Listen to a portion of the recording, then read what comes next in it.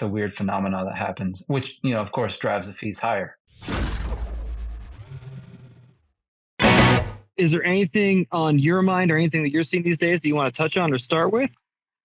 I mean, nothing in particular, just the regular stuff that I've been trying to teach folks over the past couple of years. So, UTXO management, preparing for a high fee environment, and like we hope that the high fee environment doesn't come too quickly, but at the same time, we have to prepare for the worst, and so it could come could kind of catch us off guard and come a little quicker than expected. And if that's the case, you want to make sure your UTXOs are in order before that happens. So I've just been kind of, even during these lulls in on-chain demand, right? Blocks, where demand for block space is low, right? Fees are like 10 sats per VBIT right now, so it's pretty low.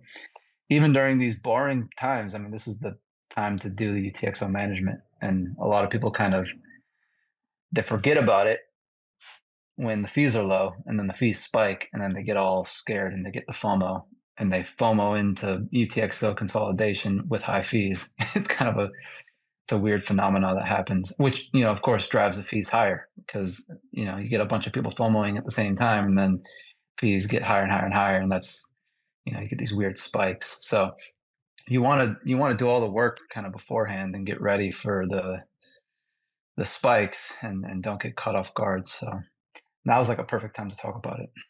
So I'm glad I'm here. Yeah. Now is a good time to talk about it. And kind of on that note, Wicked.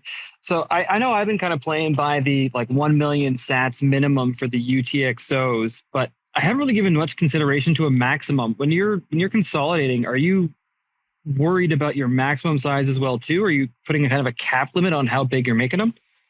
Um, yeah, so and that's a question that comes up a lot. And I think, you probably don't want all of your Bitcoin in just one UTXO, right? And so it's not necessarily a value upper bound. It's more so like, a number of UTXOs that belong to your wallet type of lower bound, right? So you want a few different sized UTXOs in your wallet so that when you're spending in the future, you can have like a few different valued denominations of UTXOs when you're spending, right? You can kind of pick the right one for the right occasion. So, an analog, or not an analog, an analogy would be like, having different size dollar bill or different size bills, right? Different denominated bills in your wallet. You're not going to walk around with all $100 bills. You're not going to walk around with all $1 bills, right?